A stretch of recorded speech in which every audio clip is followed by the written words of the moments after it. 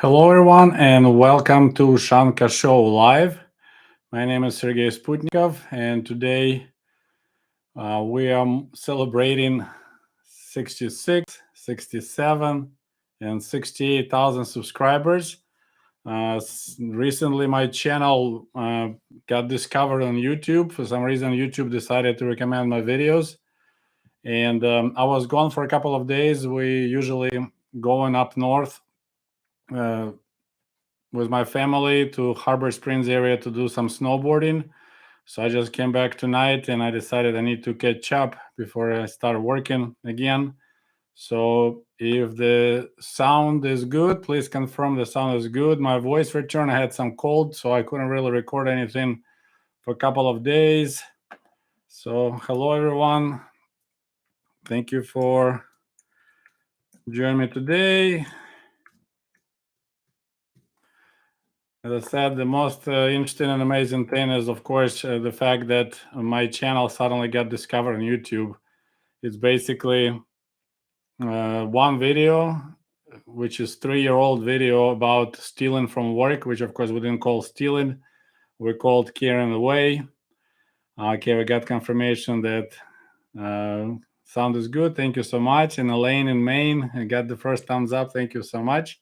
So yeah, if you just join me, don't forget to like this live. Maybe it will get recommended better. I said the YouTube is a mystery for me, and as always, your questions are welcome. I'll try to answer them. So yeah, it's pretty crazy, but just one video is just it's 140,000 views right now. For about 1 week, it's really just going up and up. Subscribers going up and up, and it's pretty crazy. So it kind of gives me the feeling if YouTube finally decides to recommend my videos, it could be pretty crazy because a lot of people who discover my channel, they're excited. There's a lot of comments about I was looking for a channel like this. I was like, why you were looking? It was on YouTube for the last 6 years, so it's pretty crazy. So it's really strange. All right, see if I just want to keep an eye on my questions. The first question from Kevin: ever see Western records made from the old X-ray film? I never heard of it till I saw people started asking that question, and then there's a TV series, Russian TV series on YouTube. It's available called Fartsa. Fartsa, the word came from for sale. That's about Fratsovshiki, young kids that were harassing foreign students and tried to buy stuff from them. That's what they were asking, Fartsa, Fartsa. So this is like 50s, 60s, maybe early 70s. People were doing somehow recording using the old X-rays and recording LPs on it, kind of thing. I never heard of it. Back in my day in late 80s, people already were smuggling enough records. No one had to do it. So we got first donation from Eric and Daly. Thank you so much for your support. See another question. So yeah, if you guys interested in that movie, I may get you a link really quick. We'll be kind of trying to run both. I think it's called Fartsa. It's in Russian language. I may have English translation. Let's see, but it's done pretty well. I kind of like it. I don't think I finished it. Beginning was really good. Copy.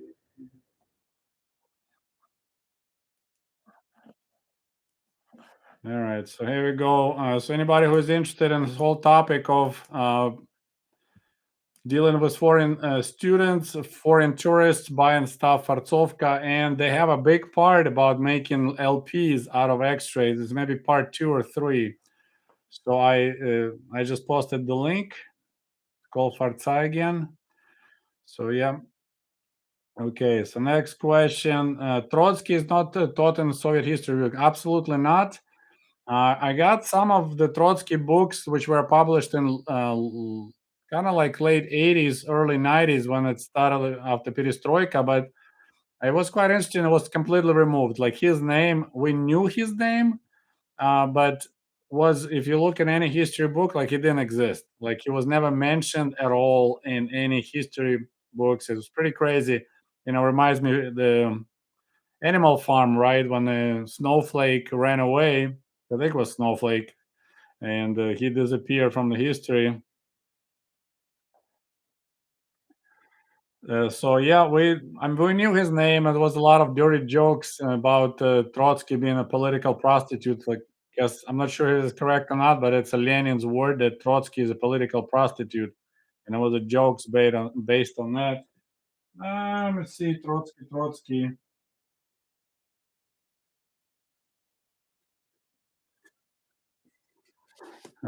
Stalin School of Falsification. So this was published originally was published in 1932 in Berlin, and that was republished in 1990.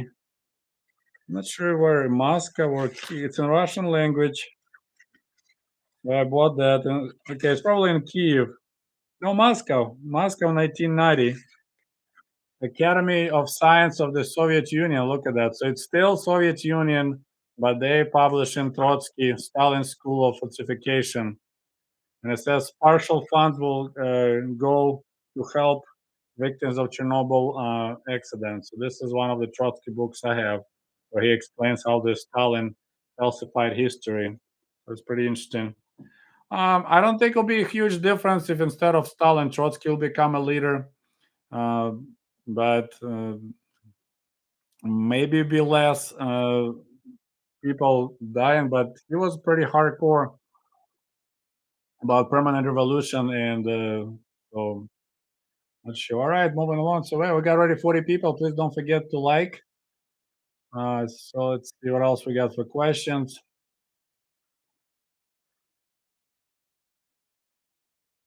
Exploding Kittens asking, how's my family? Did you get enough sleep? How's my давление? How's my blood pressure? My blood pressure is actually pretty good. My wife got a little device that she checks her blood pressure, and mine is, I remember the numbers like 117 over 73. So I do running. I do a lot of running. I uh, try to run 50 miles a month, but in the winter it's kind of hard. But I try to stay in help. My family is doing all right, and American family doing fine, and people back home doing okay in Ukraine. Sleep wise, I mean, I'm trying, but I work day shifts, night shifts, so it's a challenge to get a good sleep. Some people noticed my T-shirt. It was one present from one of my subscribers. It's one of the YouTube channels. I don't have AK. I have only Mosin Nagant rifle. I bought as a historical piece, and I also have a Nagant revolver. Same thing. It's just kind of those two things. Pretty cool. So that's what I have. See what else. Got people they like channel. Have you followed any of the younger Russian YouTubers like NF Karazi, Zach from Russia, Nikki? No, I really don't have any reason to because I follow a lot of Telegram channels like pro Putin, anti Putin.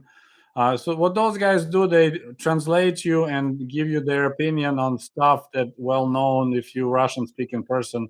I follow pretty closely.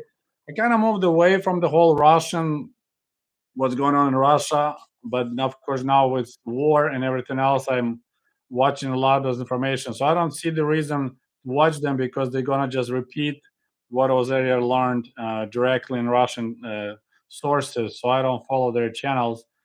Um, and so yeah. There's an interesting comment. If Sergei stayed in Ukraine, he wouldn't look 20 years younger. Or he would look 20 years older. It's possible. I don't know. I was I got into the fitness early in my 20s and I kind of stayed with it. I just didn't run that much. Actually, right now I'm in better physical shape than I was when I was like 18, 20 because I can run 10 miles like easy, just go and run. There's no way I could do it before. And of course, we ran in kilometers, which is shorter distances, right? Okay, while we're on the topic of subscribers and their presence, I just want to say thank you to Andre from Canada Got this cool stamps. So this is my address for Ushanka Show fan mail. I don't know if it's backwards or not. So Ushanka Show, PO Box 96, Bearden Springs, Michigan. So if you guys have some cool items you want to send me, or even like a postcard from your hometown or your state, I collect those. And he sent me this cool passport from Expo 67. I need to research about that expo. I never know about it. So it was really cool. Thank you so much, Andre. It was a nice surprise. I just got it right before I went up north. So, all right. Thank you so much again. I was watching, let's see, I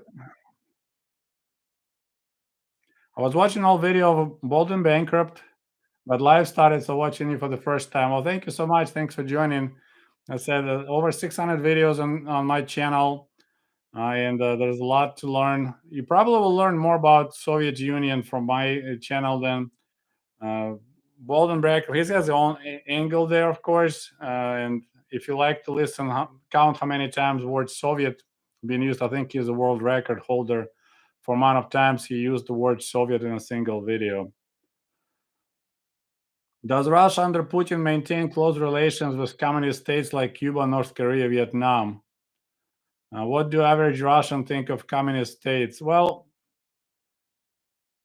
I know Putin, before this whole mess with the war against Ukraine started, he was talking about putting another new military base back in Cuba. North Korea, they. I think North Korea quietly supplies with military equipment right now. About Vietnam, I'm not sure what's going on. Vietnam, it's kind of like a miniature version of China, right? They still there's a communist in power, but they went complete capitalist. Like right now, Vietnam takes over from China for the wood furniture. Like a lot of when I used to work at the furniture store here in Bearden Springs, it started Chinese furniture started being replaced with furniture made in Vietnam.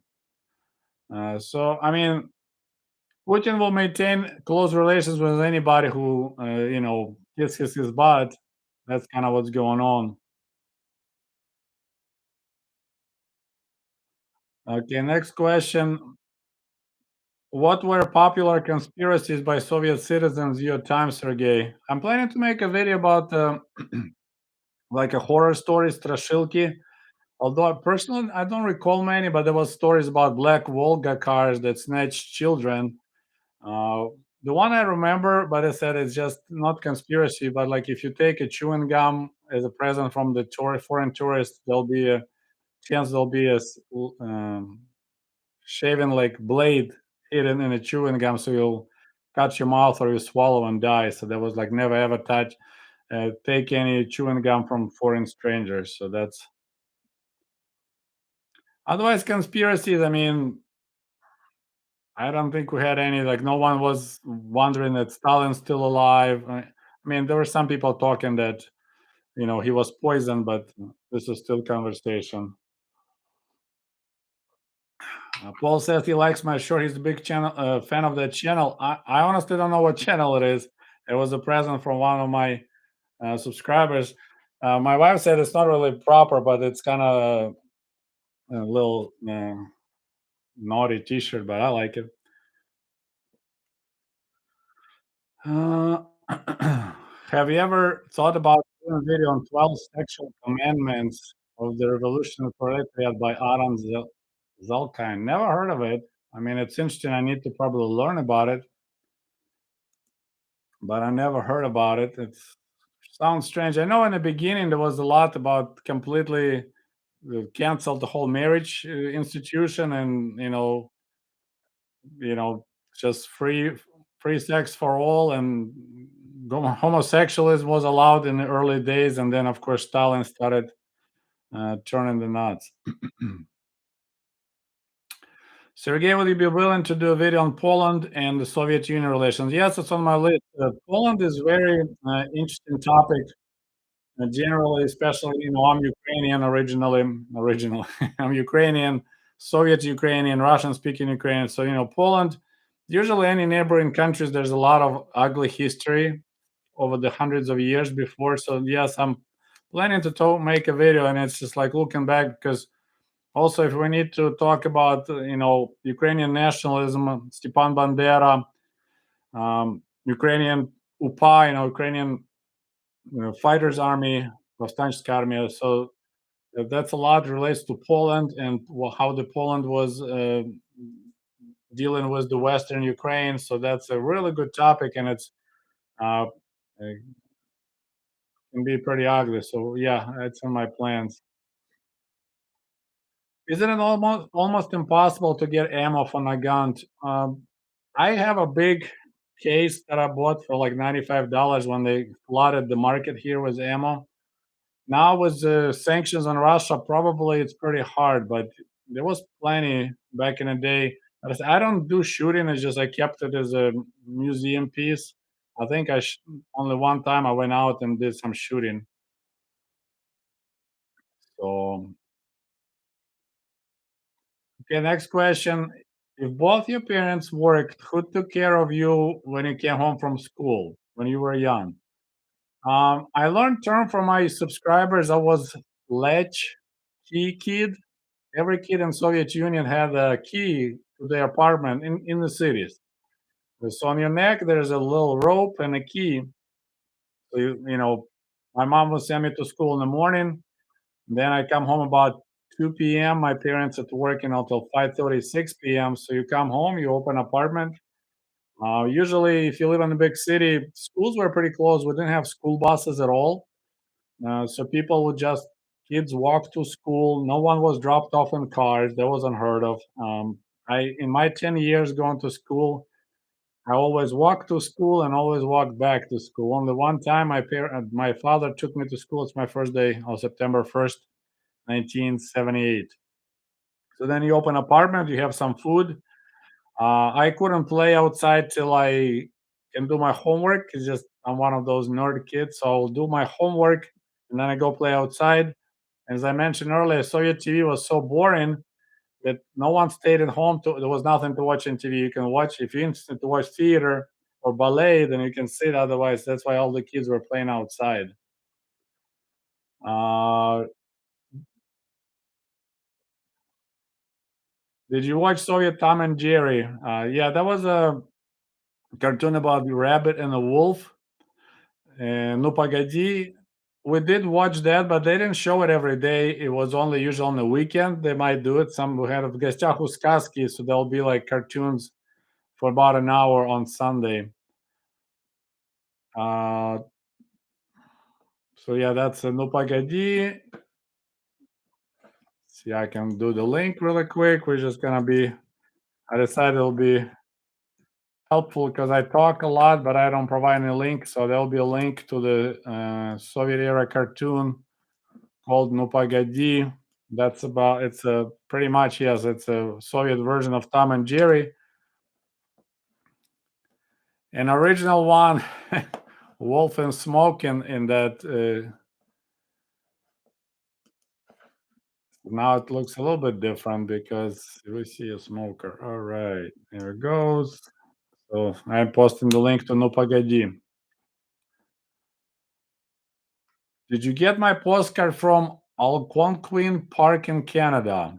Benjamin is asking. I need to check. I probably did. I apologize. I have a box that I need to catch up and do the a little show and tell mail from fan mail, but I believe so. I'm apologize, but I don't remember. So chewing gum wasn't poisoned. It was just had a blades, razor blades inserted. So it wasn't poisoned. It was actually a razor blade, which sounds scarier, right? If you make sure you start chewing a gum and there's a razor blade inserted. So that's pretty scary. I think it's kind of come up around 1980 when we had Olympics in Moscow. In order to scare kids from approaching foreign tourists and beg them for chewing gum, because that's what kids were famous for, they come up with that story, and I remember that forever. Hey, Sergey, I had to teach about the USSR as a teacher, and I used a lot of your videos. They were very helpful to show students every day was like. Well, thank you, Tyler. I appreciate it. Actually, I had somebody got in touch with me from Texas. There was a question, some student asked him a question, and he didn't know the answer, so I kind of helped him out. So yeah, I more than happy to help. Sergey, do you watch Broadax? No, I don't. Might as well, we're on topic of show and tell. I just want to show you one of my visits to Ukraine. We kind of explored abandoned home and barn in my neighborhood, and whereas back in the day, I would never care to pay attention to something like that. But this is drinking cup. So that's made of wood. Of course, nothing is glued. It's solid piece of wood. Scoop it up and drink it, or if you like feed chickens, you can scoop corn or wheat and deliver it. So yeah, that was pretty neat piece. It's laying around, so I picked it up, brought here. That was pretty neat. Okay, let's see what we got. Almost 100 people showed up. Thank you so much. I once again apologize. I just realized I'm falling behind on the. There's so many subscriptions growing up. I need to stay on the top of it. I promised to have a one live for every 1,000, so at least one today. We'll do that. We got. How good was Soviet healthcare in treating patients suffering from terminal illnesses? Well, I don't know statistics. Uh, all I know, like my godfather, he had a stomach cancer and he got surgery done and he didn't last more than 3 months. So I don't think like terminal illnesses do had really good, like average, normal care was fine. Anything more advanced, I don't think they had really good equipment. And just to give you the idea, the Soviet apparatchiks, so the Communist Party, like leaders and upper echelon, they created their own hospitals. So there were hospitals for everyone because we're all equal. And then there was the hospitals for people who were more equal. And they took the best doctors there, and the regular person just couldn't go there. It's always for like Politburo. And then, for like in Kiev, we had a couple of those just for the right people. So it tells me that healthcare wasn't that great if the leaders of the Soviet Union created their own miniature healthcare, so-called spetsbольницы, special hospitals. And of course, if you had connections, if you had blood, you could be able to get in and get taken care of. But if the government officials create their own hospitals for themselves, it tells you that the general care wasn't that great. And of course, if they import any good equipment, first of all, they'll put it in their own hospital. Okay, next question. Communist Party was banned in Ukraine in early 1990s. What other ideologies are suppressed? I honestly didn't follow much. Kind of interesting because the guy who signed the law about banning Communist Party was the top communist of the Soviet Ukraine, Leonid Kravchuk. So it just tells you how this whole it was at some point it lost the whole ideology. Lost ideology was just like if you want to move up in the ranks, you need to become member of Communist Party, but there were never real communists. I'm not sure if they went anything after anything else. I mean, of course, we know now there's a lot of conversation about neo Nazis, uh, but I don't think they were doing anything about at that time about restoring like Bandera name and stuff like that. So in the early 90s, that's when I started traveling, and so I was busy with other things than to follow politics. Greetings, Sergey. Do you have any knowledge about black market in Soviet Union? A little bit. I mean, just at kind of consumer level. People were bringing stuff, reselling stereos, boom boxes, VCRs, jeans, but I wasn't really involved like trading. I was just on the receiving end, but I know a little bit. There's a couple of videos. If you're interested in that topic of black market, so far I have a one about jeans, and I'll be making another video about bags. That's my next project. I was working. I don't know how many of you guys watched Torque Scene. That's the next video about with cool bags with Marlboro. I used to have a really cool bag with Marlboro on it. I have a good story about it. So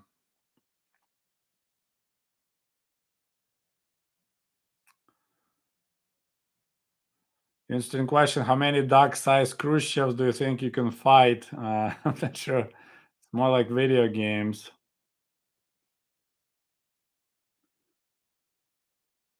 There's a question. What was life like for gay or lesbians? Was not a lot of fun because it was illegal to be gay. If you get caught, posted the links once again. Is it called "Was It Okay to Be Gay in the USSR?" So I have a video about it. Link is coming up. You see, I prepared this time. I already have my channel playlist open, so I can just shoot you with like a Mosin Nagant, one video at a time, and you can just, it's a link below. Uh, so yeah, it was illegal. If you get caught, you can go to prison. I honestly never heard of lesbians when I was, I mean, okay, I was born in 71, so I was 20 in 1991 when Soviet Union collapsed. So most of my days I was young kid, right, teenager. We use the word gamaseki to describe homosexuals, and it's only relates to dudes because homosexual gamasek. And we had a lot of dirty jokes, but I never knew what it's all about. I knew this gamaseki, they lived in a forest, and you don't want to go to that forest because anytime you bend over, you'll get in trouble. So that was kind of these jokes. I never knew about lesbians, but yeah, it was illegal to do boy on boy or girl on girl action. So I said up to 7 years in prison. Question: did you have any pets when you lived in the USSR? Yes. Also, I need to make a video about it. I had fish. I had a nice big fish tank, and I had fishes for quite a long time. I also had a turtle for a little bit, but the turtle tend to hide under a couch and take a crap in the furthest possible corner. So that was kind of annoying. So we got rid of turtle.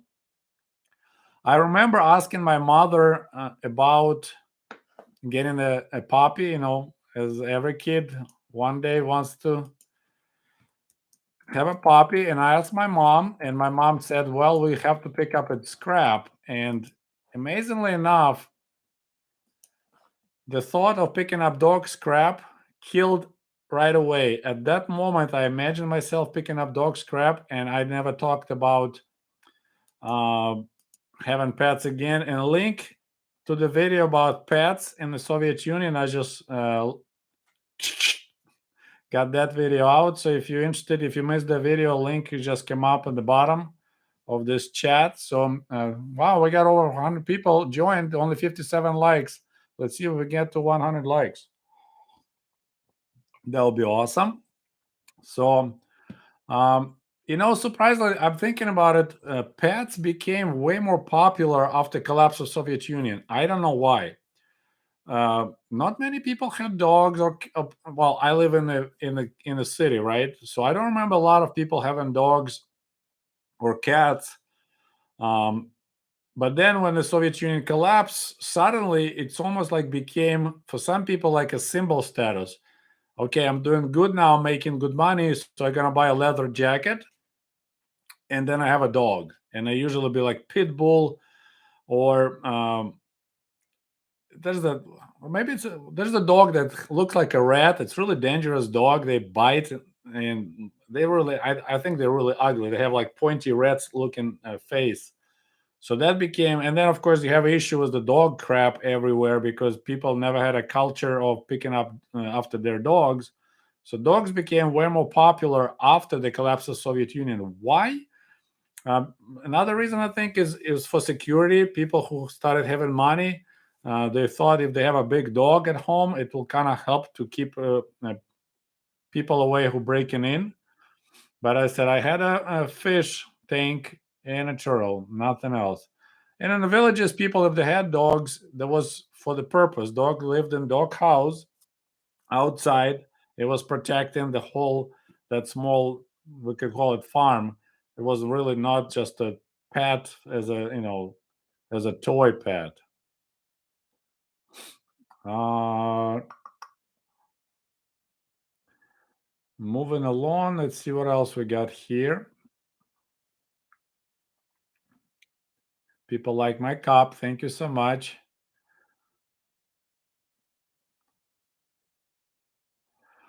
Have you? Oh, look at this question. That's impressive. Have you had any complications from your Soviet eye surgery? I believe it was radical keratotomy.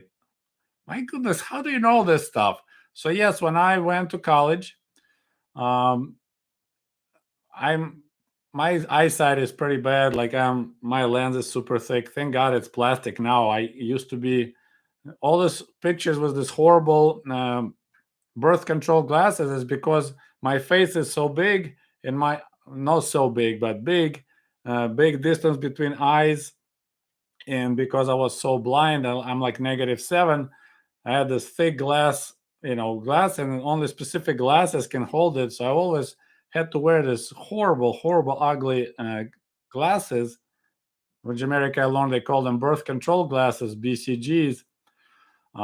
So the plan was to do like a LASIK surgery style in Soviet Union. So they installed kind of like things behind my inside of my eye to prevent the bottom of the eye to move away. It was a horrible experience. I didn't have any complications, but after that, I decided I don't want to do anything to my eyes. It just was too scary. I'm impressed that you remember that. I mentioned it only a couple of times. By the way, I wonder how many of you guys have seen every single video of mine, because uh, there's another mystery of YouTube. I have right now 68,000 subscribers, but usually if I put the video out, it usually will get up to like 5,000 views and stops, and then people watch it. But so not everyone watches every video that comes out, and I wonder like why would somebody would subscribe to the channel and then doesn't watch videos. That's kind of mystery to me. If you know the answers, you can post it. So, but yeah, that eye surgery, oh, that was scary. Okay, we're moving along. See what else we got.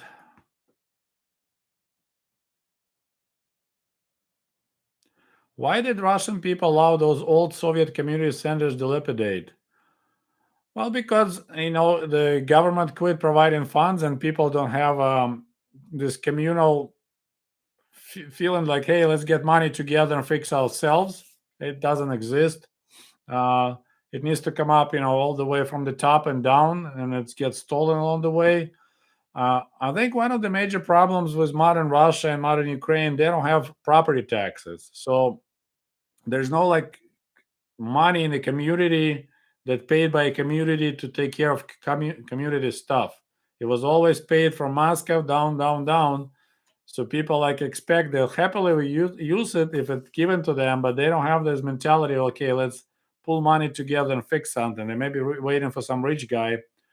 That's I think one. I know a lot of my American friends, they hate property taxes. I mean, no one likes paying taxes, but I think it's important part of the whole system because it pays, money stays where you're at. I mean, there's another question how it's being utilized, but like we constantly here. I live in Berrien County. We vote. Okay, schools need some more money. They want to build something. We vote. Do we want to pay for it or not? I find it really interesting. So it's on a local level. Those decisions are being made. Not like you need to beg somebody in Washington D.C. To have something done to you. So I got people. Adam mentioned. Thank you for the videos. Thank you. Okay, there's a question from Froggy Legs. Would you describe your childhood as happy, Sergey? I'm planning to make video about it because there is the Ukrainian girl, lady. I'm sorry that she's making video about Ukraine, and then she made a couple relates to the Soviet Union. And I think somebody sent me a link, and I just went and I saw the title, and it says, myths about happy Soviet childhood. And I just needed to. I asked her one question, like, how old were And she was 7 in 1991. I was 20, so she'd never had a Soviet childhood. Um, but she made a big video explaining why Soviet childhood, a happy Soviet childhood, is a myth. So I was like, realistically, you probably, I mean, you can make any video you want, but the saying that's a myth, you might want to talk to some people. I personally, I think I look at my kids, I look generally like at my younger brother. I was born in, like, it was perfect time and to have really like a happy childhood and a happy. I learned this new terminology. I'm planning to make video about it. They said the biggest event challenge would happen. We got 5 more likes and we got 100 likes, guys. So if you just join, they said what uh, moving from socialism to capitalism, what happened is inflation of happiness.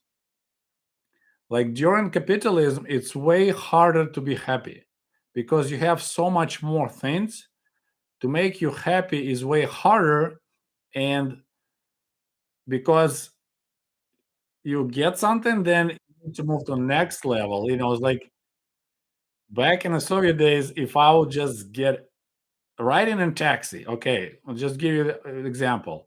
Once in a great while, I would ride in a taxi with my parents. Like when take, we arrive on the bus from the village, long process, and then we have so many bags, it's just too painful, although it's cheap to pay 5 kopek per ride on the bus.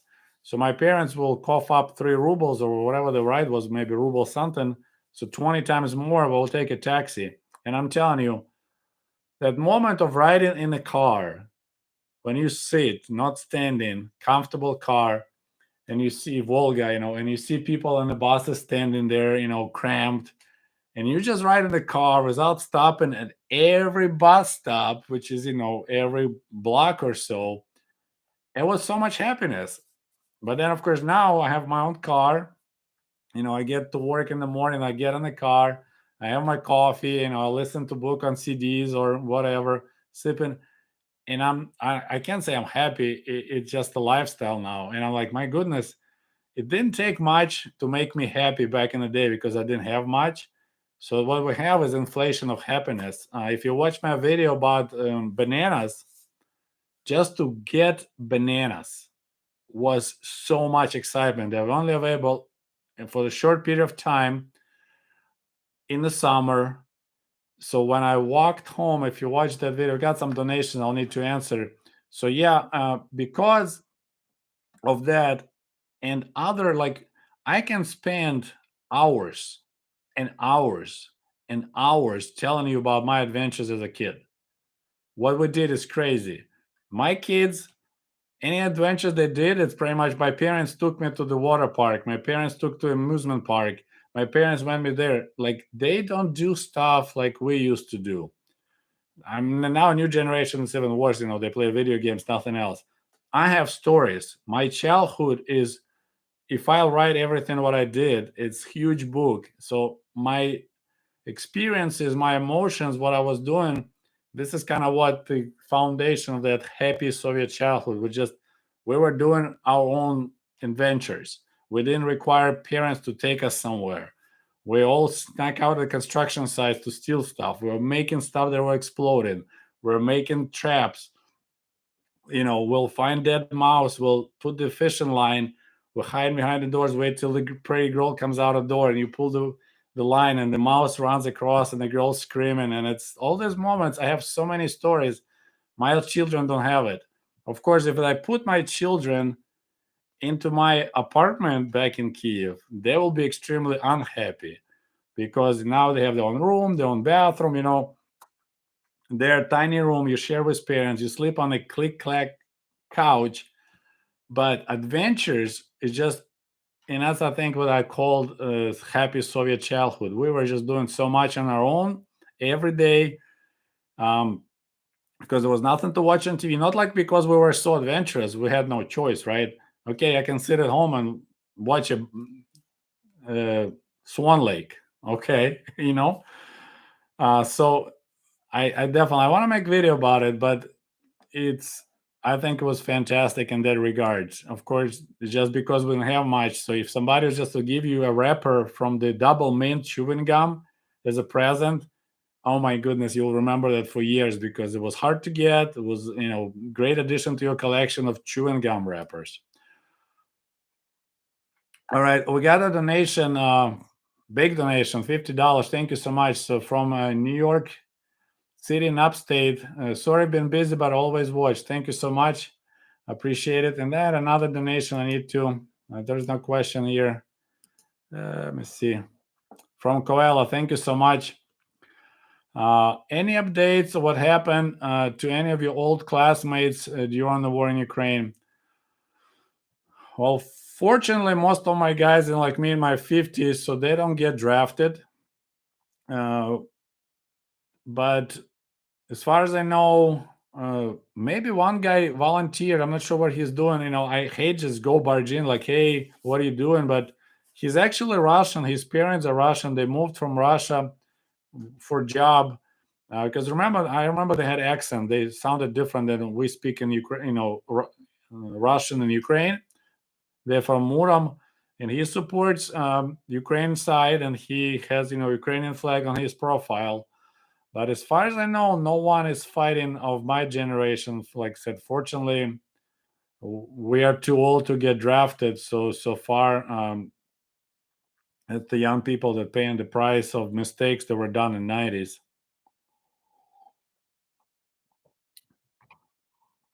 All right, so let's see. Did Soviet soldiers receive a pension? No. When you drafted, it's just a part of your life as the man. You just get drafted at age of 18. You serve 2 years or 3 years in Navy. You get paid like 3 rubles a month while you're there, and it's just part of your record. You don't get any additional pay for your military service. Now, if you officer, then yes, you can retire quite early, and you're gonna have a military pension. Let's see. Did they anything like Casio digital watches from the 80s? I guess question about watches. I think I made a video about it. We had some watches from Hong Kong that was really cool. All right, so I'm posting the link to the video called "The Most Desirable Watch Brands in the Soviet Union." So it will be below, and I'll talk about electronic watches. They're not like this one, but there were some that were way, way more desirable than anything else. How chaotic was the end of the whole thing? I think there's the question about end of the Soviet Union. Wasn't that chaotic in Ukraine and Kiev? I mean, Moscow was pretty ugly. Uh, we had a little demonstration. I participated in some nationalist demonstration marching. In Ukraine, it was really embarrassing. Excuse me. So we had this guy, last name was Ivashko, and he was the top communist in Soviet Ukraine, and he was elected as like a speaker of the house in Ukraine. Okay, the very first parliament. But then Gorbachev, Brezhnev, invited him. He's like, "Hey, you want to be my second guy in Moscow?" So there's this nationalist movement going on in Ukraine. We elected very first speaker of independent Ukrainian parliament, and the guy just packs his bags and leaves for Moscow. Can you imagine what kind of level of embarrassment? So guess what? So there's a new re-election, and they re-elect the second in command. So this is how Leonid Kravchuk, who was the second in command in the Communist Party of Ukraine, became a Speaker of the House of Parliament, and then he got elected as the first president of Ukraine. Ivashka went to Moscow, disappeared, died early, gone. So in the beginning, it was really embarrassing for Ukraine because they were electing communists. All right, so we got. By the way, if you like my work and you want to do more than just do likes, which is the socialist way, the capitalist way, you can become a member of this channel. We had just someone just became, so he likes. Says Ushanka is my favorite channel. Thank you so much. Okay, so we have a question and donation. You said you were pro gun control. The invasion and civilians' response change your view. Okay, I know it's a really painful topic for many. I just want to say one thing. If there'll be crazy people in America breaking into schools and chasing children and killing children with the chainsaws, I will be a chainsaw control guy. There's a problem with specific type of weapons in America. They've been constantly picked and chosen by people who break into schools and kill children. I honestly like I own guns. It's historical pieces. I have no like honestly like I bought my revolver, I never shot it. It's a historical piece. I wanted to have it. My problem is children being killed, and my problem with mass shootings. And there's a specific type of weapons that being used for it. I hardcore supporter of Second Amendment. I read it as it says, well regulated militia. I'm not sure how possible to miss well-regulated militia, which is right in the beginning of the Second Amendment, and jump right over that and say, look, in the end of it says, whatever the part is, the people can be infringed. Picture you see the door, it just has a female figure on it, and you say, yeah, it shows a human, so I can use as a male, I can use this bathroom because it shows human on it. No, it's so specific who can use it. So my view is well-regulated militia, sure. In modern days, it's the National Guard. If you have such a burning desire to own big, real guns, assault weapons, machine guns, automatic weapons, join military, join National Guard, get your proper training, and you can have guns and own guns and be part of that system. Like if you look what's going on in Switzerland, I think Switzerland, the most armed country in the world, like not by amount of guns, but how many percentage of people own guns, and they don't have mass shootings because people who own guns in Switzerland, they're all professionally trained, they all went to military, and it's too easy to obtain the gun in America. Invasion into Ukraine, I mean, it really that didn't stop Russians. What the modern armies have, you can't stop tanks with AK-47s. I'm sorry, you can't. It was a American anti-tank equipment and other German anti-tank equipment. It was more serious toys than rifles and AK-47s that stop Russians. And of course, they're poor planning and idea that they were met with hugs. So sure, if people get proper training, they're part of the system. They get make sure. Like when I was buying Mosin the gun rifle, like I was shocked they never asked me for like medical document that I'm not crazy. Like you kidding me? You just gotta give it to yeah, just give us $130 plus tax, and would put your number in here. And I wasn't even citizen of the United States. I was still get green card. Here's your rifle. Like, you guys are crazy. But instead, it's really painful topic for many, and it's like people are afraid that tyranny, this and that.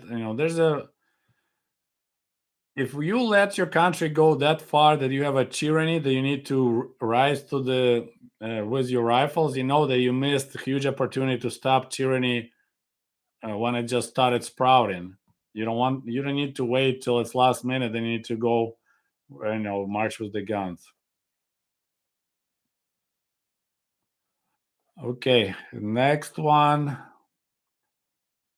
Do you like fishing and hunting game? I don't care about hunting at all. I used to like fishing, but always fished for food. I never fished for sports.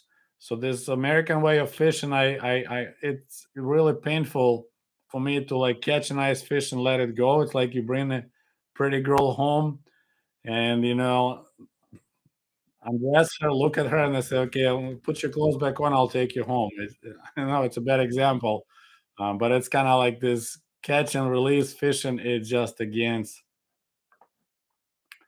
With just donation and comment from Koala 1203. Just started watching Red Heat after you mentioned it several minutes ago. Thank you, Sergey, for suggesting the movie. By the way, I need to watch it myself. Recently, we watched with my wife Moscow and Hudson. Uh, she never saw it. She's an American. I saw it last time when I was still in Ukraine and I was Russian dubbed. It was a good movie. Uh, and the Red Heat was Arnold Schwarzenegger. I would recommend to watch it for anyone. Um, that's the only movie where I forgave horrible Russian language because as the Russian speaking person, it really hurts your ears when people speak such a bad Russian that you need to read subtitles to understand what he's saying. Arnold Schwarzenegger, I forgive him. He messed it up so bad, but I was like, it's okay. Artie, you do whatever you want. Kuligani, uh, something like that. We got another donation from Raised by Wolves. Thank you so much. It's like Safe Haven on YouTube. Appreciate it. Thank you. Thank you for your donation. Control yes. If you have a question about fishing, I have actually quite a few videos. If anybody missed my video about fishing, oops, I have quite a few of those. Let me post the link. I'll give the link to the part 1 and we'll go from there. See, I'm becoming a little bit more professional. Link, first part about fishing in Soviet Union coming up.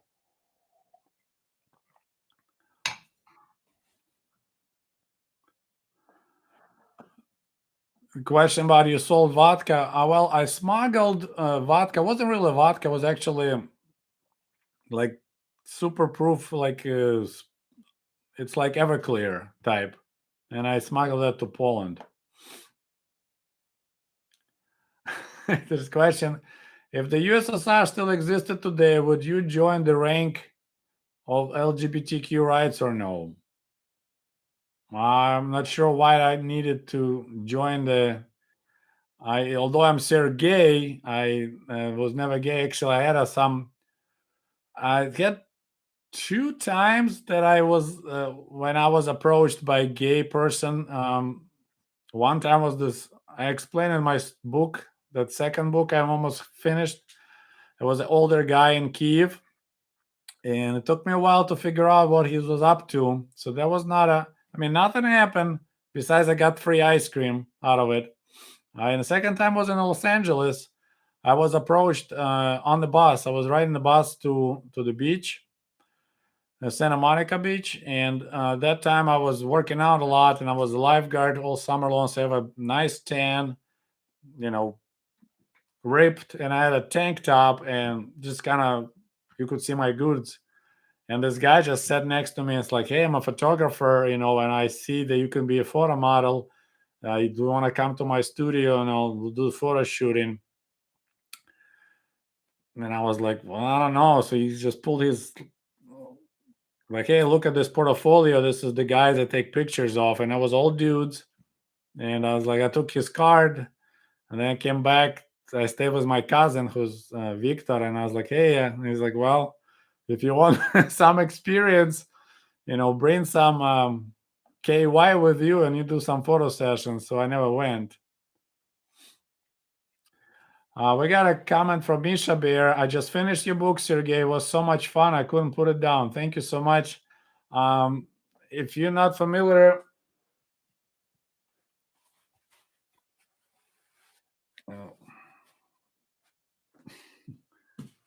that's a Christmas present from my family. So if you're new to my channel, I've described my adventures when I came to America for the very first time in 1995. It's called American Diaries 1995. It's quite a story. It's a mix of my adventures in America and comparing them to adventures in the Soviet Union. So it's available on Sputnikov.com. Paper copy sign. I can sign it if you're interested in an outer copy. It's also available on Amazon, but Amazon copies don't come signed. I also have same book in Russian, so I wrote it in Russian, translated to English, and now I'm almost done with.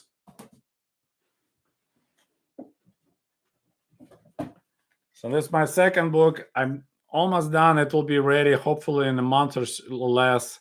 This is my 1996. It's available in Russian right now. It will be available in English. So you see, this is what I was looking like as a lifeguard back in 1996. Those were good old days. All right, let's see what we got time wise. We're doing pretty good. 9 o'clock, and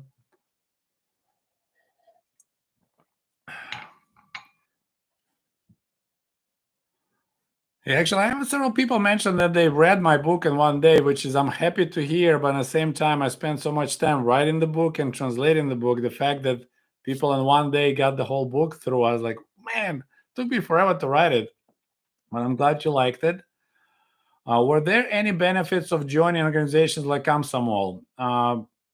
If you wanted to move your career, like through the party to become a like Gorbachev, like those old guys, Yeltsin, Gorbachev, they all started from Komsomol and being really proactive to become like Komsomol leaders. Then you become a leader of the Komsomol organizations and factory. And if you keep on pushing that way, you eventually. So yeah, it was a beneficial to do that. In my case, I became a member of Komsomol because I was told that Kiev Polytechnic Institute accepts only. Man, that head is warm. Sorry. um, it's only they let only Komsomol members to become students, so that's how I became a Komsomol member.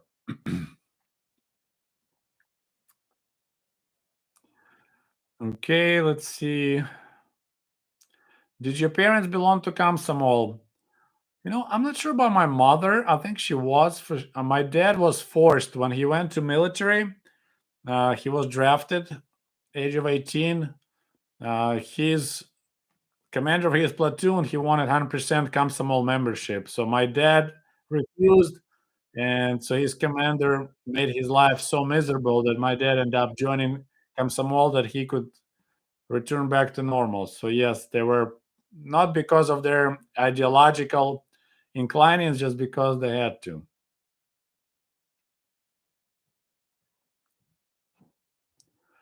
Did you have a Game Boy in the USSR? We had some Soviet knockoffs of the uh, like in late 90s, I think, or late 80s. I need to make a video about it, but I don't remember Game Boy like that.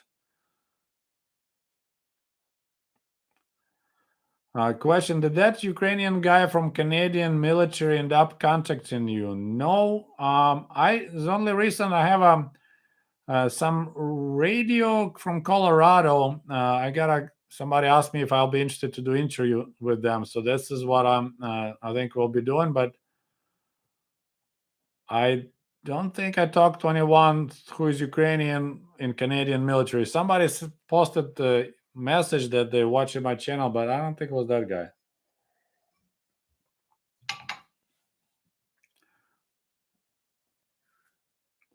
Another comment, they like my book a lot. So once again, on Sputnikov.com, I'll type below.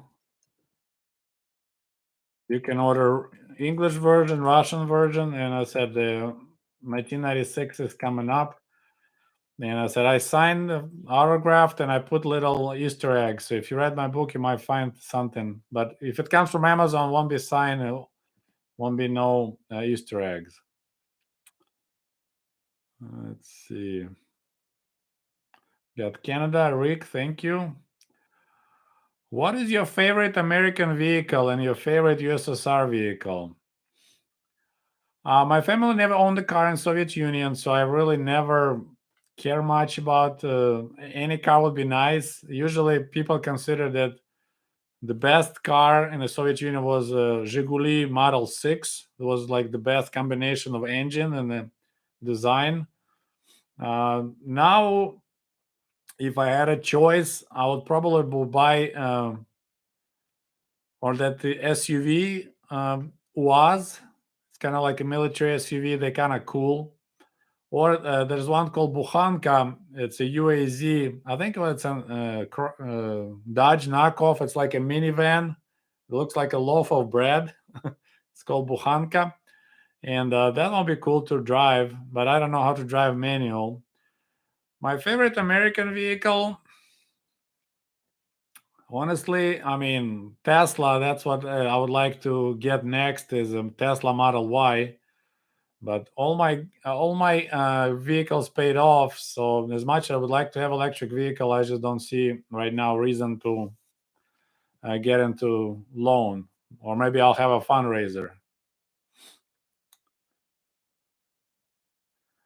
Okay, we talk about chaotic. Yes, I belong to the Komsomol. As I said, I just mentioned the story. I have a video about it, I believe. Let me get you a link if you missed it. But otherwise, you had to.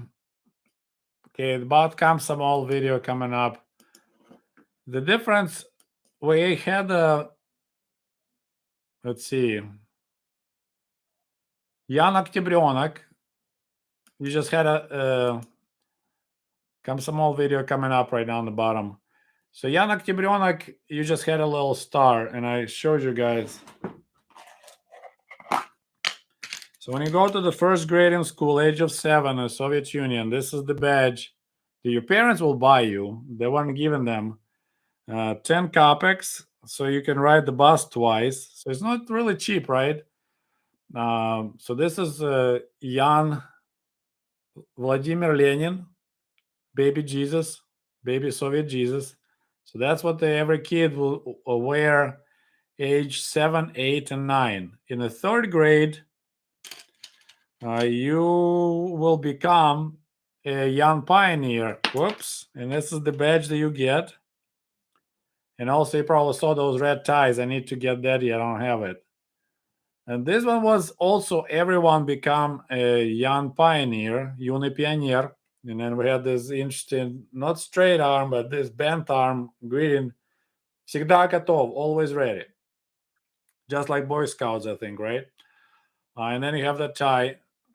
Usually they invite maybe the pupil, the students that were the best students. Like I was really good student, all A's or 5s in school. So I was one of the first in my class to become young pioneer. Komsomol was your choice. You didn't have to, except like my dad, if you go to military and they want everyone to become Komsomol member, they'll make you. I think this one 15 kopecks, a real tiny one. So as you see, it's kind of interesting. It's as bigger you get, the smaller the badges. We don't need no stinking badges. So this is Komsomol badge. There was nothing else, just the badge. But it had ID. ID had a photo that was like official document, and you start paying fees. You pay membership fees when you become a Komsomol member. So, all right. And I posted the link. I have a videos about every stage. Ян Октябрёнок, Ян Пионер, Комсомолец. So if you're interested in that stuff, so yeah. Okay, next question. Does your channel attract many tankies? I know you're not the one. Many people think I am tanky. I get a lot of flack from the far right. I get a lot of flack from the far left. A lot of people, they just want to get confirmation their emotions. They got some emotions and they want me to tell their life the Soviet Union was total hell, which is not true, at least in my times. Early Stalin era, absolutely. What other people want to say there was heaven on earth, free housing, free healthcare, free this, free that, was not either. So it attracts a fair amount of people on both sides. So periodically gets. Unfortunately, YouTube doesn't have a statistics on the tankies or not. There's nothing like there's just so many lefties, there's so many righties watching your channel. I know by sex, I'm a sausage fest. It's 95% male viewership. 95% is guys are watching. Not many gals. So every lady in my channel who's watching right now, thank you so much. I appreciate it. I don't know why, but there's like really minimal interest from a female audience to watch this channel. 5% max. Some videos 100%.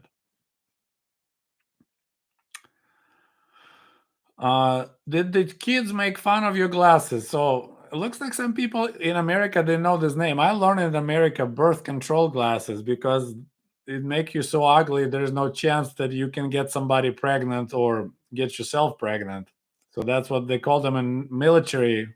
That's government issued plastic glasses, BFGs, birth control glasses. They didn't really make fun of it because Achkarik was a nickname.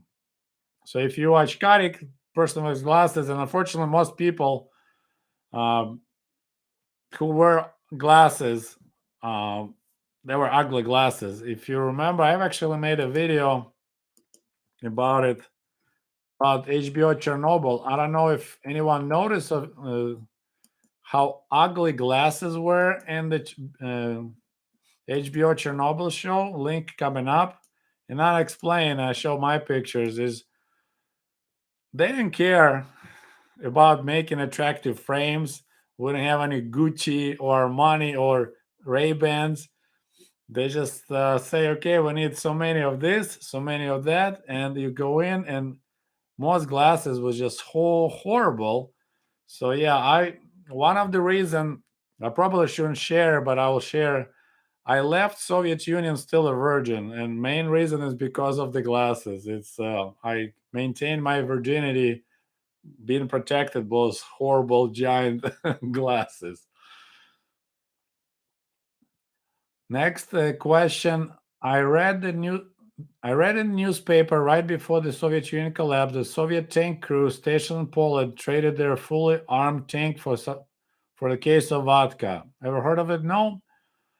I mean, I doubt it sounds a little bit. They might, trade their uniforms or ammo. I don't think they would trade the whole tank, but it was some crazy stuff going on. I know they left behind a lot of stuff, so I'm not sure.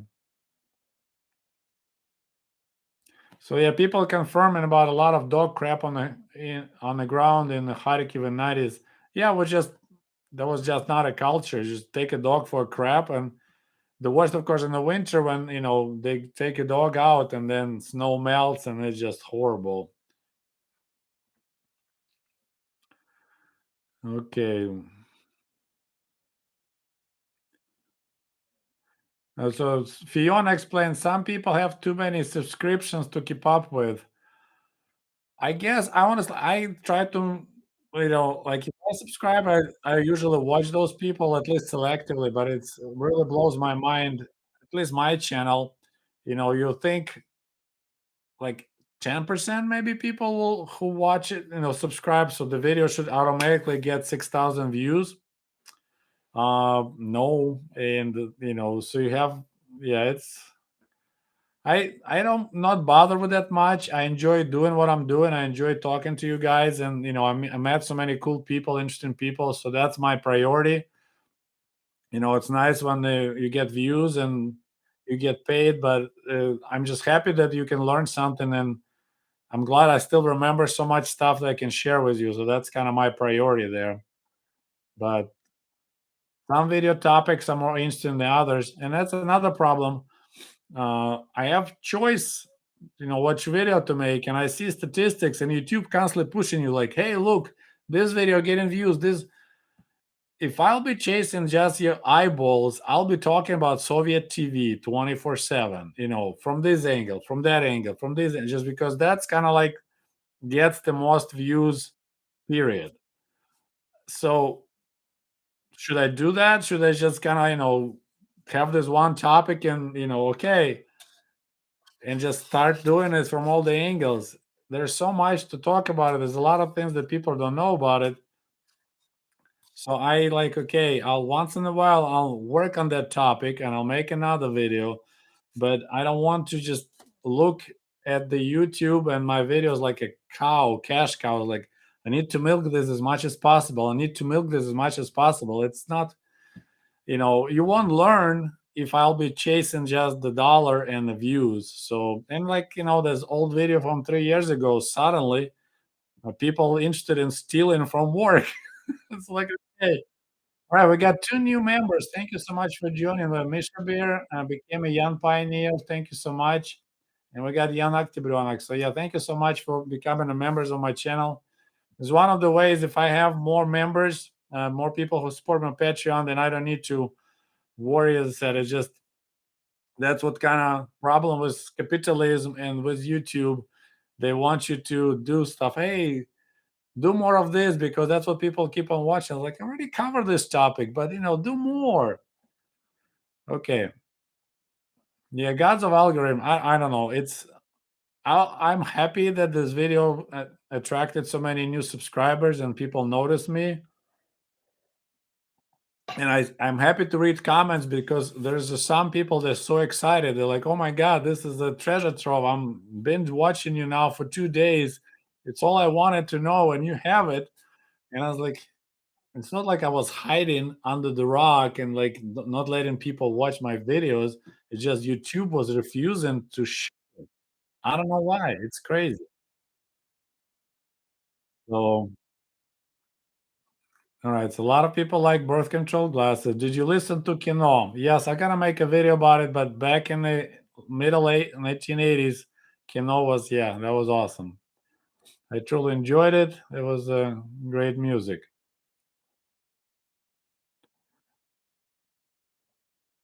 So yeah, there's a Fiona mentions again. So if you guys are realizing that you miss the notifications, you can turn the bell on specific channels. So if you think I'm so special, you can turn the bell on for my channel. Then every time I upload new video, you'll get notification. Hey, Ushanka Show came up with a new video. Otherwise, you won't see it. And sometimes you need to unbell it and then push the bell again because YouTube sometimes glitches. So I don't know.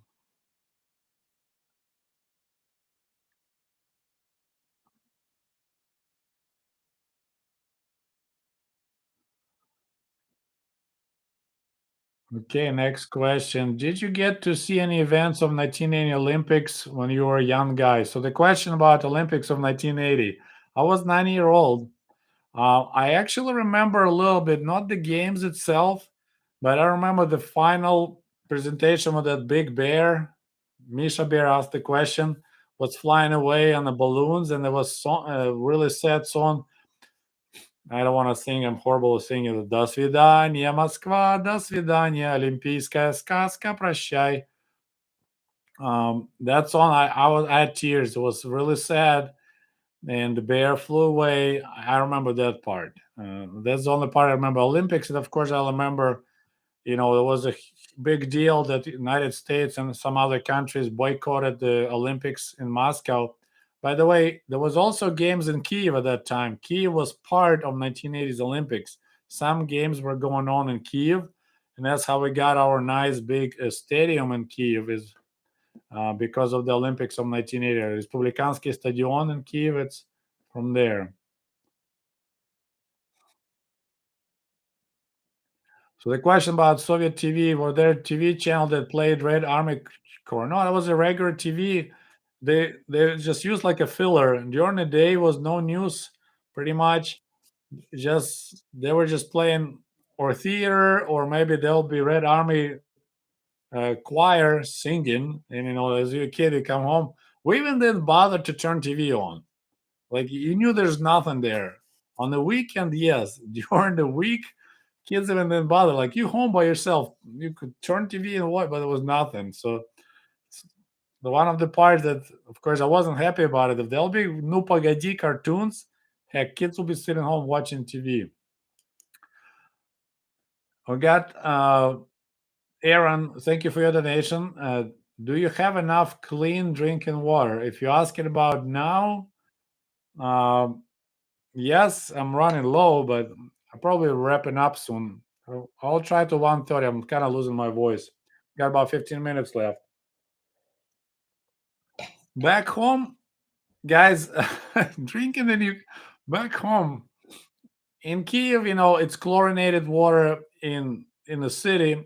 We never bothered to filter or nothing. You just do the sink. You drink out of sink cold water, and never even bothered me. Like I haven't even noticed chlorine in the village. We would drink water out of the wells, but while I was fishing in the river, you just drink water from the river and keep on fishing. I don't know if I could do it now, but back in the day, it was totally normal. You just thirsty, you drink out of the river. I wouldn't drink from the lake or pond, but drinking out of the river was totally okay. Did it all the time. So yeah, that was a good kind of days. You never worry about that stuff. So yeah, that was not a problem whatsoever. I remember actually one day I'll make a video. So one time I came to Moscow. That was probably 92, 93. So that's already kind of Soviet Union is separated. And I stayed with American family in Moscow. A guy was a professor. So they had a apartment which totally was shocked. It had two bathrooms. It's the first time ever in my life I saw an apartment. It was in Moscow once again, and they had two bathrooms. I think one was just a bathroom, right? So they called half bath. Um, Another one was a shower and a bathtub. But that was a shock. And then they were shopping. It was the first supermarket in Moscow, and it was some Finnish company opening. And I saw them buying water, and I was really shocked that people spend hard currency buying water. Like you have a sink with free water and you buy water, you pay a lot of money. I was so disturbed at that time that I still remember that. And of course, they had a side by side refrigerator. It's the first time I've seen. I showed several times my fridge in Kiev. It's a little tiny Dnieper 2. I mean, small. My mother is short and she was doing makeup. She had a mirror on the top of her fridge and she was doing makeup in the morning. So it tells you how short that fridge was. And here's this side by side. One side is freezer. One side, I remember I opened it, it's like gates to heaven open up. I'm like, oh my God. And I saw the big tubs of ice cream. Just that whole thing was like, I love America. Look at this refrigerator. So yeah, that was the first time I saw when the people were buying water, and it was just unbelievable.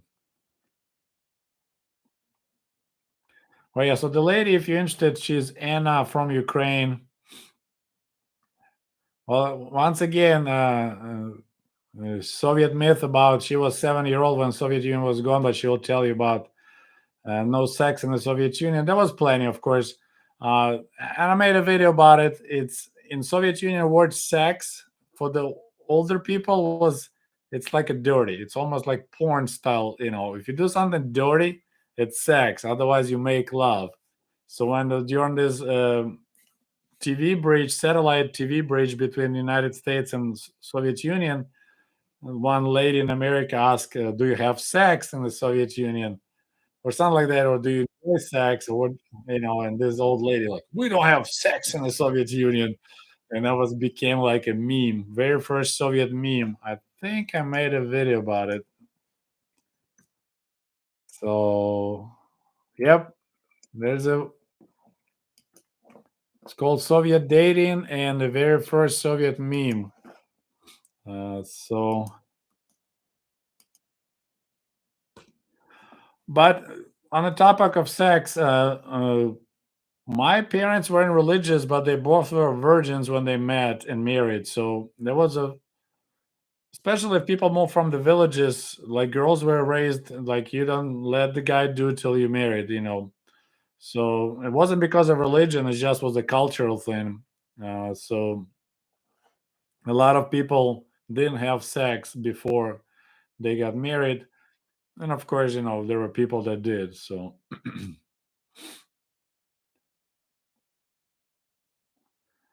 see what else we got. So we'll be about 11 minutes. We'll be wrapping up. See if I got a couple of questions. It's a good question. How do you rate your education in USSR? I have mixed feelings about it. I'm planning to make a video like we were making too many engineers. We actually had jokes that the engineers were so poorly paid and that we were like overcrowded with them because it was for free, so it's nice. And if you're a good student, you get stipend. But I I benefited greatly. I got a degree and I ended up getting a decent job here in America based on my electronic, the engineer of electronics degree from Sweden. But I wasn't that like, yes, I got a diploma. I really didn't become a good engineer, but originally it was a pretty good system. Yeah, like you become a junior engineer, then you work with the senior engineer, and you kind of build your skills already in the field. But it was hard. It was a lot of technical studying, but it's like if you look at the products we produced and what we're manufacturing, you know, I don't know, was it really good, that good or not? It was definitely nice to have a college degree, uh, but based on products that we produced, I don't think engineering was good, except like maybe like space industry and some military stuff. But the government was pushing a lot of money. Otherwise, was I in America I benefited from it, but generally I don't think it was that good based on a. I didn't drive any Soviet vehicles. People asking questions. Let's think back here. My goodness. Okay, so what else we got? A couple more questions. I'm losing my voice. Unfortunately, I'm not a. Oh, the good question. Has your family ever had a neighbor complain or turn you into KGB for something? No. Um, there was usually this problem with people more like um, like who is in like writers, intellectual workers. Those guys could get in trouble because a lot of intellectuals, there were like three thinkers, a lot of intellectuals in Ukraine, they were like nationalists. So those were people watched those. KGB was watching them hard. My family is blue collar. Now we were totally like there was nothing talks about politics. My parents were completely apolitical. So I grew up just listening to propaganda in school and on TV. And I told you the story when my uncle first time ever busted my bubble on the Brezhnev and kind of told me like, no, he's not as good as you think. But no, it's we weren't afraid of KGB in the like 80s. I mean, people who were, doing this samizdat and printing illegal books and gathering about talking about, maybe we don't need socialism. Those could get in serious trouble. But no, my family was not. Got questions about cars. Did your electrical engineering degree help you? Yes, it did definitely help me to get a job. So it worked on the end. Back then I was about to give up because I saw how the Ukraine was like, okay, there will be no more no jobs here for electrical engineers, but I don't have to pay for it, and I already invested 4 years. I just need to push through and get the diploma. So in the long run, it's definitely benefited me greatly. But upon arrival to America, I picked fruits on the farm in the orchards. I did move in. I moved people. I worked in remodeling. I measured carpet. I delivered furniture. I sold furniture. I became a really good salesperson. I learned how to smile American way. That was one of the nightmares when I started working for my in-laws and I had a furniture and flooring store. I was hiding in the back. I was like, I don't want to deal with Americans. I can't smile. I can't do this. I'll roll the carpet. I'll cut carpet. I'll make the tags. I have a neat handwriting list. Please, I don't want to deal with American customers. Just it's not my thing. I've never done it. And my mother like, well, we pay 3% of every sale. I'm like, Oh crap! So I had to work some muscles that I was not had to learn how to do. Smile and how you doing and this and that, and then over time I actually I actually enjoying it. And once again, people hear my accent and they're like, "Hey, where you from?" Start having conversation, and people will be like, "Hey, I stop at several stores, but you seems like cool guy. I want to buy from you. You know, you all have the same recliner. Like, I want to buy from you." And when you deliver a recliner, I'll give you the tape of Doctor Zhivago. I'm not happy that you are came from Ukraine and never watched Doctor Zhivago. I'll give you the videotape. So it's actually I became a decent salesperson. I like started when you start enjoying doing something, you become good at it. I became a good mover too. I was packing trucks. I could do a good job. So that's kind of nice thing about moving to different country. Suddenly you discover you have skills that you never thought about it. So it was quite a trip through all these things. Coming to America was a $50 in my pocket, and here we are. So, but I worked my butt off. I worked. Oh my goodness, yeah. I would load a truck in the morning for my father-in-law, help him load truck. Go to the farm, work there all day, come back and load two more trucks, then crawl home at like 11 o'clock at night. And then I hear people complaining there's no jobs, and I was like, there's jobs. There's just some hard jobs, but you gotta start somewhere. What do you think of post-Soviet Russian cinema? It was good. It was definitely when the government control got removed, it became way more interesting. So yeah, it was pretty decent. Your opinion on unions, labor unions? Uh, I'm. It's always everything has like a stick has two ends. If the union is too strong, powerful, it can choke the company. But if there's no union, then company can efficiently choke the workers. I see the corporation as a bear and a union like pack of wolves. And if they work together, then wolves protect their rights and the bear has to respect the pack. But every single wolf, the corporations can do whatever they want. But if the union become too powerful, then of course the company can get in trouble. So it's always two-way street. I'm a labor union member, and I pay my dues, and I appreciate. I never had issues. I never had to go through a representative, but I know that I'm people can just like because they don't like the way I smile just to fire me. So the question: did you ever hear pirated radio broadcasts? Well, they weren't pirated. We call them enemy voices, and I have a video about it. Enemy voices. Here we go. Look at this. They were jammed. Soviet government didn't want us to listen to Western voices, so they were jammed. And I talk video link is right now. So when you listen to the radio, suddenly it becomes louder and louder, and you have to try to fine tune it so the radio transmission will be drifting to move away from the jamming, and jammers will be moving, and the listeners will be moving along. So that was pretty crazy, but I enjoyed it. It was one of my morning traditions in the weekend, only Sunday, because kids had to go to school every day but Sunday. I'll go and my dad will be listening like Voice of America or Free Europe, BBC, and we'll try to listen to some news. So yeah, got the link. I think Sergey has a wonderful immigrant story. I mean, it's wonderful in that regards. That I mean, it was a lot of work, and like I worked a lot with Mexicans at the farm, and at some point, you know, I was moved from the orchards into the market because they noticed that my English is good and people like talking to me, asking questions, and I had a decent handwriting, so I can, put nice labels on the crates with apples, and I knew from Ukraine how to work the cash register. So I was kind of moving up while Mexicans were still at the farm, picking apples. Then after I was done with my farm stage, I moved to the next stage, work at the furniture store, and I came back.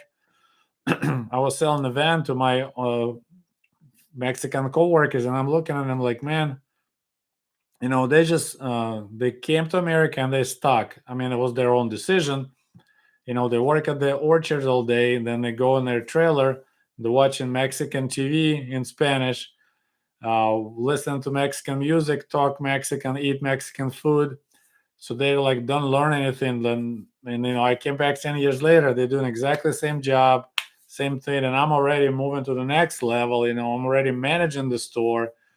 So it's just like you need to have that drive. You need to constantly like Arnold Schwarzenegger said, you need to stay hungry.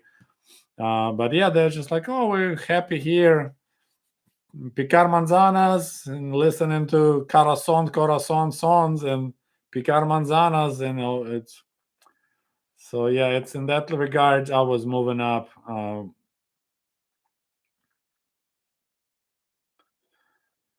Okay, I just answered a question about the radios. The link below. People talk about. Can you buy those badges on Wish? You can buy. Yeah, if you anybody wants to, if you guys interested to add to your collection, uh, Etsy.com, etsy.com. You enter USSR badge or Soviet badge, and there's a plenty for sale, pretty reasonable. So yeah, they have a lot of stuff like this came from Etsy. Once again, my kids asked me what I want for Christmas, and I was like, well, I really. But if you guys want to get me something, there'll be the Sputnik poster. So they got me that. So that's pretty cool. So yeah, they have a lot of stuff.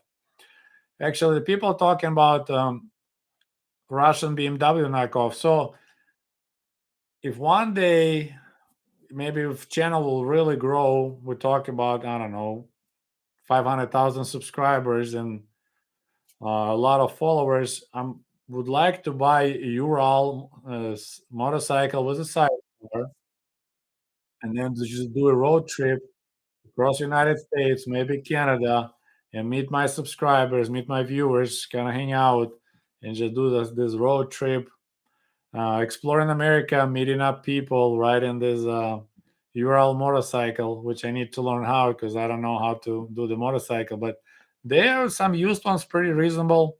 I just looked on the Facebook.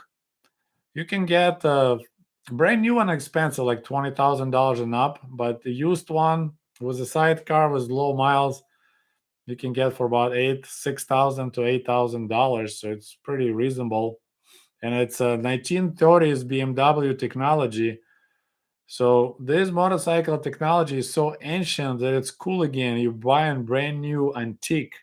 So this tells you about how the socialism, if they start making something, and of course it's closed market, no competition, they just cranking same motorcycle years and years. They do some little improvements, tune up things, but it's pretty much same 1930s BMW produced in 2020. So it's almost 100-year-old technology still manufactured today. Picture Ford Model A still being manufactured now. It just was a little bit improved engine, better battery, and something else. It's crazy, but this is in a nutshell what the socialism and the central planning can do. If the government doesn't care, central planning doesn't care, nothing moves. There's no incentive. There's no profit chasing. They'll be just cranking these Urals with the sidecars or without sidecars, years after years after years.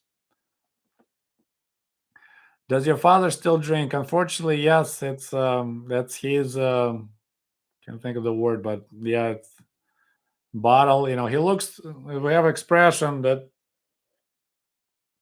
he looks into the world through the bottom of the glass. That's just my dad. Unfortunately, started early in his days, and it's kind of stayed with him. I'm lucky. I drink a little bit. I'm cutting down drastically. But I guess seeing my father being drunk all the time, and like I said, I enjoyed my father when he was in the village during the summer break because didn't have his buddies, so he had no one to drink with. So we had a good time, mushroom picking, fishing, doing all this stuff. In the city, he comes from work drunk, he sleeps, goes back to work. So yeah. Hey, great question. What is a tanky? You can actually Google it, but it's the hardcore leftists that think that Stalin was the greatest leader of the world, and they pushing hardcore, and they're really mad at me when I tell them about my life in the Soviet Union because it doesn't match their paradise.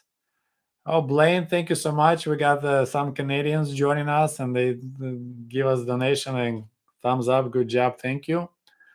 Thank you so much. My goodness, we probably can get to 200 likes. I wonder if not. If you just joined and didn't have a like, please do it, and we'll be wrapping up shortly after.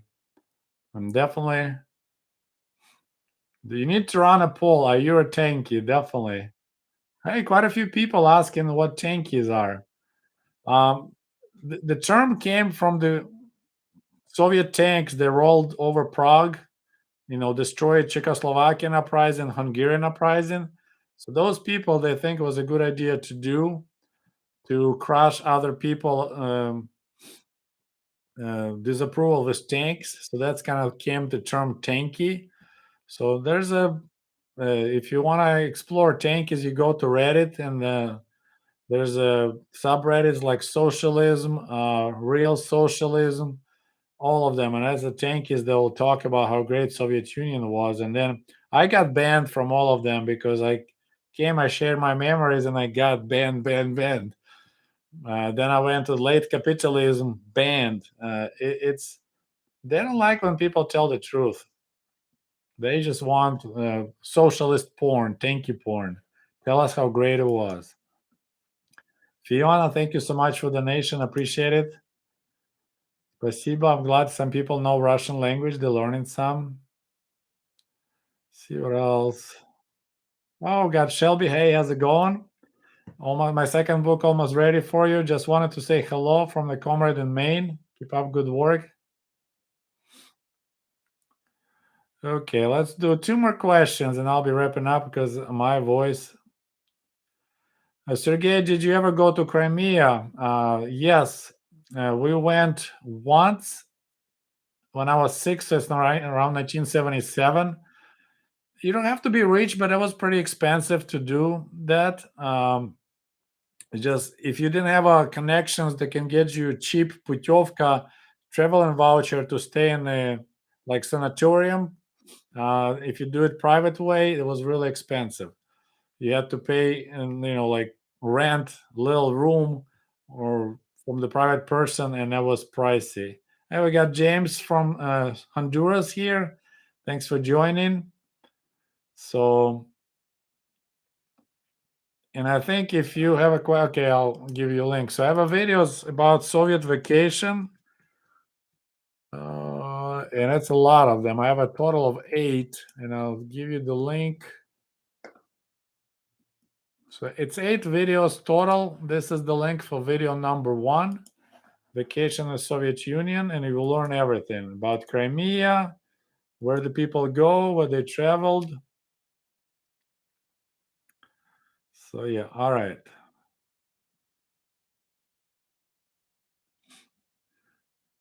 Let's see what else we got. Question.